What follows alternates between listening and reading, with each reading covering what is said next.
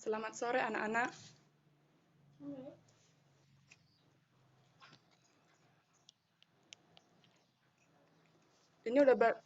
Ini pada udah bergabung semua kah?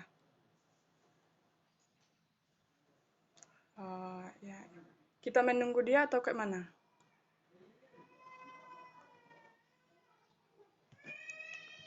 Kita tunggu ya 5 menit lagi.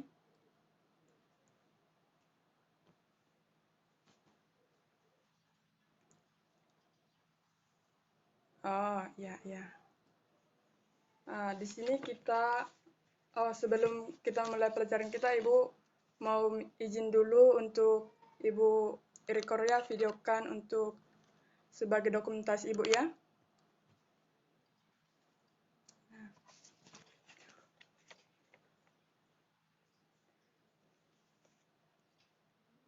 Sebelum pembelajaran dimulai, ambil posisi berdoa menurut kepercayaan masing-masing.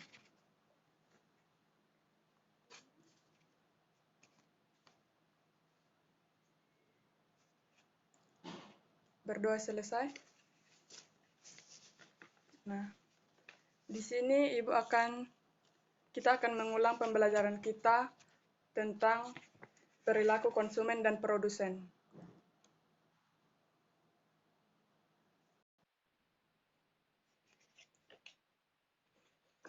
Semua ada pegang buku paket kan?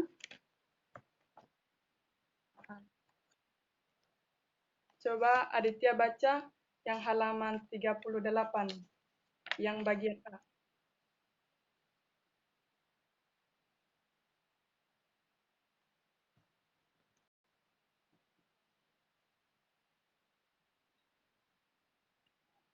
Oh, ya.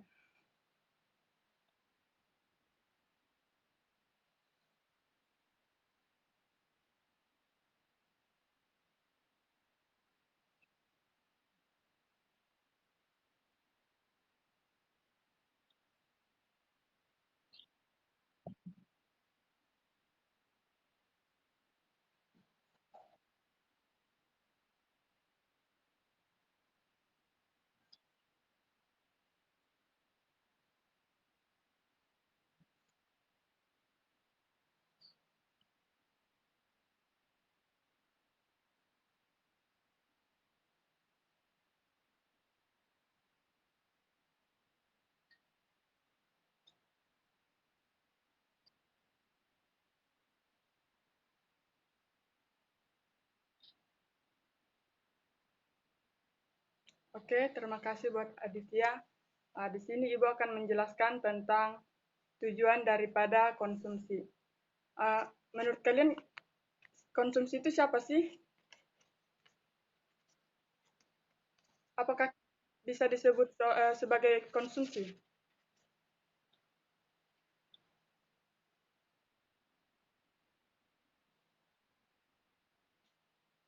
Ya, kita juga bisa disebut sebagai perilaku konsumsi. Kalau kita membeli barang, menghabiskan barang, contohnya itu seperti kita membeli motor nih. Tujuan konsumsi tadi itu kan mengurangi nilai guna suatu barang. Jika kita membeli motor secara cash di tahun ini 15 juta nih, kita pakai uh, menggunakan sehari-hari. Contohnya kita driver ojek online.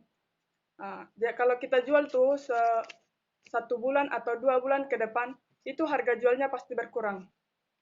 Apa alasannya? Ada yang tahu? Ya, nilai gunanya. Karena kan udah kita pakai nih 1 bulan, 2 bulan, pasti uh, fungsinya pun pasti menurun, pasti bodi daripada motor tersebut pasti udah ada sebagian lecek. Kalau kita jual kembali itu tidak akan mungkin harga 15 juta seperti awal tadi. Pasti udah berkurang atau mungkin 13 juta. Baru kita lanjutkan di sini tentang pengertian dari perilaku konsumen. Di sini kan ada faktor yang pengaruh perilaku konsumen.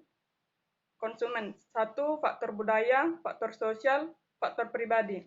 Siapa di sini bisa menjelaskan tentang faktor budaya?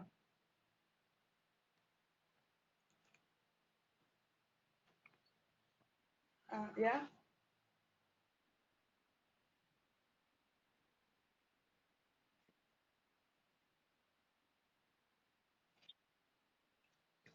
ya. Faktor kebudayaan itu bisa juga seperti contohnya nih, di suatu daerah pola konsumsi masyarakat tersebut atau di Jepang atau Cina. Contohnya kita buat Jepang atau Cina. Orang makan dengan menggunakan sumpit. Sementara di negara negara barat orang menggunakan pisau, garpu atau sendok. Kalau di Indonesia itu kita makan seperti apa? Menggunakan sendok, sebagian pasti ada menggunakan tangan kan? Kalau seperti ibu sih menggunakan sebagian tangan pasti kan? Ya, ada juga status sosial. Di sini siapa bisa menjelaskan tentang status sosial?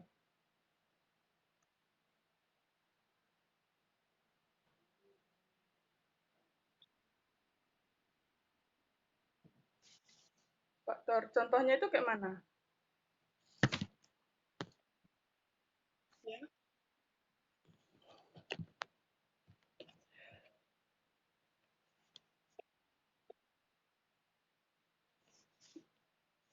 Faktor sosial. Faktor sosial itu status atau posisi seseorang di dalam masyarakat dengan sendirinya akan membentuk pola konsumsi orang tersebut. Konsumsi seorang presiden, raja, atau menteri sudah jelas berbeda dengan konsumsi supir, tukang kayu, atau pengusaha kecil. Bagian tukang kayu, makan nasi dan tempe sudah cukup.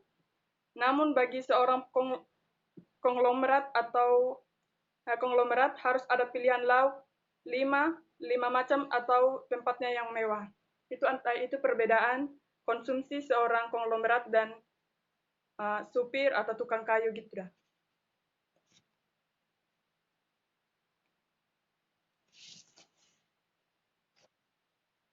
Faktor pribadi,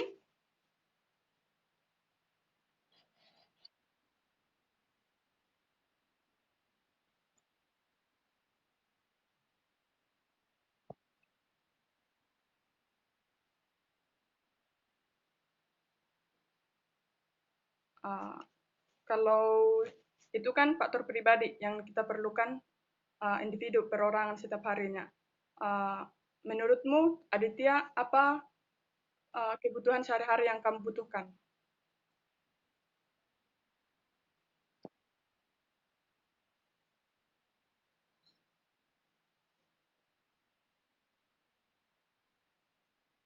Ya,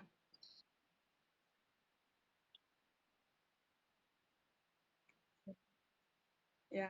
Selain itu, Willy, Winnie, ya, Winnie.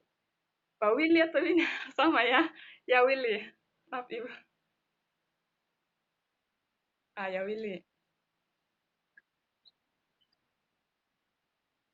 Kasih konsumsi apa yang kamu perlukan sehari-harinya, yang biasa kamu gunakan.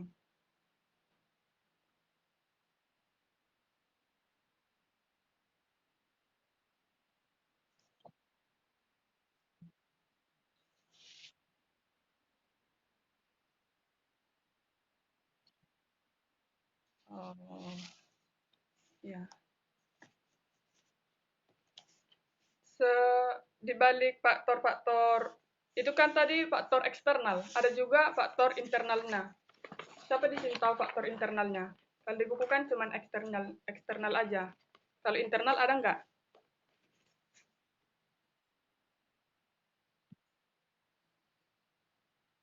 Ada beberapa faktor eksternalnya, bisa bisa dicatat ya, nanti dikumpulkan sama ibu melalui email ya.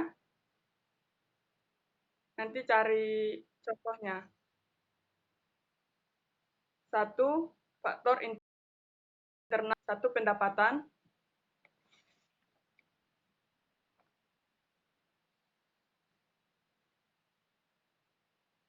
dua motivasi,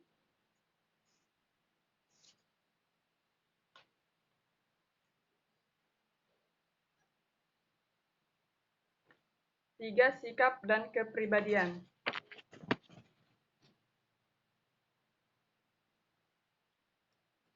4. Selera. Di sini Ibu akan memberikan satu contoh tentang pendapatan, pengertiannya. Pendapatan konsumen berpengaruh pada besarnya konsumsi yang dilakukan. Semakin tinggi pendapatan konsumsi, konsumsi cenderung semakin besar pula. Sebaliknya, konsumen yang berpendapatan rendah biasanya tidak akan dapat melakukan kegiatan konsumsi karena daya belinya juga rendah. Siapa bisa memberikan contoh dari pendapatan ini? Di sini kan dibilang berpengaruh pada besar konsumsi.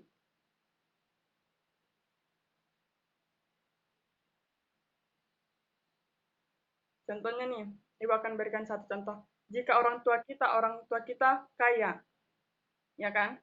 Mungkin pendapatannya puluhan juta. Pasti konsumsi kita, pasti barang kebutuhan kita rata-rata pasti lumayan mahal atau berkelas sedikit. Tapi kalau pendapatan orang tua kita pun cuman mungkin hanya bisa menghidupi kita sehari-hari, makan aja udah syukur, mungkin barang-barang yang kita gunakan pun pasti yang lebih murah.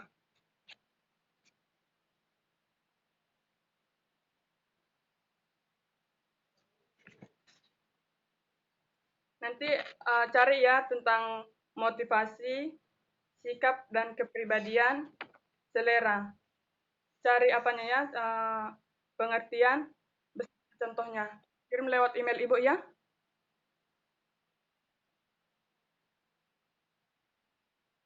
Oke. Uh, Sampai di sini aja dulu pembelajaran kita ya.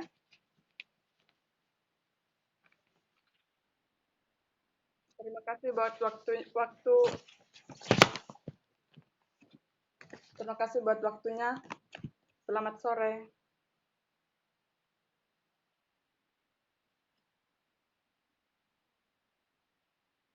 Ya, sama-sama.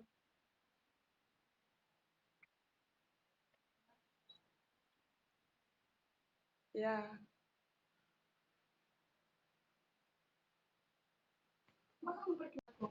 Oh, perkenalan ya?